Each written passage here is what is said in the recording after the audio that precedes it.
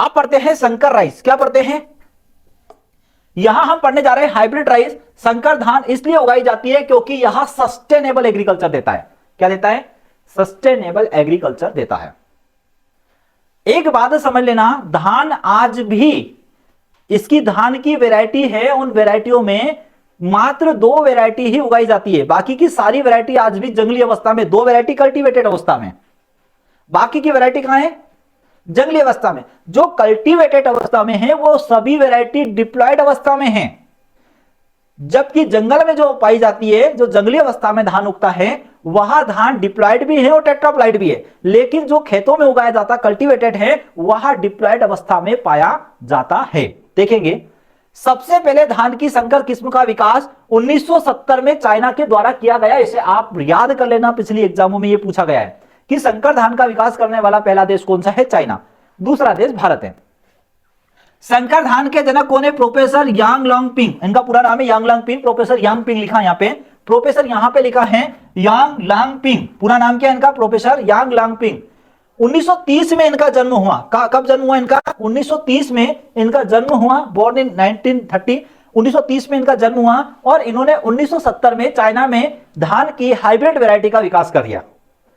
Hybrid variety का विकास कर दिया। अब विकास करने के क्रम में यही बात धीरे धीरे भारत में संकर धान के रूप में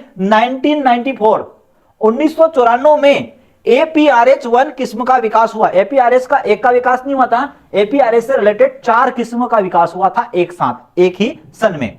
मैं बताऊंगा उसका नाम। एक तो हुआ था APRH1 और एक था APRH2। क्या है? 2 वैरायटी तो ये उगाई गई थी, APRH1 और APRH2, लेकिन APRH1 का नाम पहले आता है। इसलिए हमको प्रथम संकर धान की किस्म कहां की? भारत की। तो हमें APRH क्या बताना है? 1 बताना है। आंध्र प्रदेश राइस हाइब्रिड के नाम से है वो। ऐसे ही कर्नाटका में विकसित की गई, उड़ीसा में ऐसे कई 2 या 3 जगह पर ऐसी वैरायटियां विकसित की गई। संकर धान की वैरायटियां कुल मिला के 4 वैरायटियां 1994 में विकसित की गई थी। 2 तो यही बता दी मैंने, APRH1 और 2। एक KRH करके है, ऐसा कुछ नाम है उसका। इसके विकास का श्रेय E.A. सिद्दीकी को जाता है। किसको जाता है? भारत में संकर धान को विकसित करने का विकास E.A. सिद्दीकी को जाता है, जबकि विश्व में यांग लांगपिंग, डॉक्टर यांग लांगपिंग को जाता है। ठीक है। संकर धान की बीज दर, संकर धान की बीज दर 15 किलोग्राम प्रति हेक्टेयर के हिसाब से रखी जाती है। कितनी? 15 किलोग्राम प्रति हेक्टेयर के हिसाब से रखी जाती है, क्योंकि एक स्थान पर एक ही पौधा रोपा जाता है। 1 फीट 1 प्लांट यहां पर रोपा जाता है। जबकि भारतीय, अगर बोले भारतीय किस्म, एक सामान्य किस्म, भारतीय एक सामान्य किस्म है जिसमें 3 से 4 पौधे एक स्थान पर लगाए जाते हैं। संकर धान की बात करें तो एक फीट में एक ही पौधा, उसमें टिलर निकलते और उत्पादन होता है, ज्यादा टिलर निकलते हैं। यहां हम बात करें संकर धान उत्पादन में A लाइन और R लाइन का प्रयोग करते हैं। किसका? A/R लाइन का प्रयोग करते हैं। A लाइन जो होती है वह मेल स्टेरिलिटी लाइन के नाम से जानी जाती है, और R लाइन है, R लाइन को हम बोलते हैं स्टोरेज लाइन। क्या बोलते हैं? Storage line. यानी हम बात करें कि जब बैक क्रॉस करके हम कहीं से पूर्वजों के गुण वापस लाते हैं तो उसे हम फसलों में क्या बोलते हैं? R लाइन, या हम इसको बोलते हैं रीस्टोर लाइन। क्या बोलते हैं? रीस्टोर लाइन के नाम से हम इसको जानते हैं। भारत में संकर धान की खेती प्रथम बार किसमें हुई थी? पंजाब राज्य में। कहां पे की गई थी? पंजाब राज्य में इसकी खेती करना स्टार्ट किया था। धान की कीचड़ रहित असंतृप्त मृदा में उगाई जाने वाली, कीचड़ रहित असंतृप्त मृदा में उगाई जाने वाली ARS एरोबिक राइस सिस्टम कहलाता है। क्या कहलाता है? धान की को कीचड़ रहित असंतृप्त मृदा में, संतृप्त मृदा में नहीं। असंतृप्त का मतलब क्या होता है? हम बोल सकते हैं सूखी मृदा में, उसे हम बोलते हैं ARS एरोबिक राइस सिस्टम के नाम से हम इसे जानते हैं। अब देखेंगे, धान जो है वह स्वपरागित पौधा है, यानी हम बात करेंगे यहां पे सेल्फ पॉलिनेटेड वैरायटी है।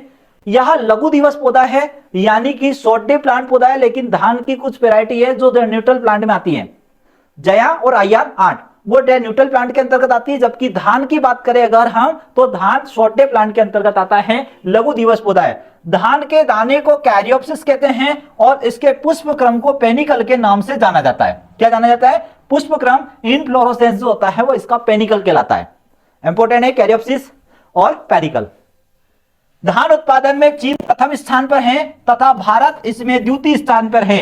लेकिन धान क्षेत्रफल में अगर बात करें तो भारत प्रथम स्थान पर है और चाइना द्वितीय स्थान पर है। भारत में ज्यादा क्षेत्रफल पर धान होता है लेकिन उत्पादन में दूसरे स्थान पर है। चाइना में क्षेत्रफल में दूसरे स्थान पर है लेकिन वहां प्रति हेक्टेयर उत्पादन ज्यादा होने से हमारे यहां से धान वहां पे ज्यादा होता है, यानी धान के उत्पादन में चाइना प्रथम स्थान पर है और क्षेत्रफल में दूसरे स्थान पर।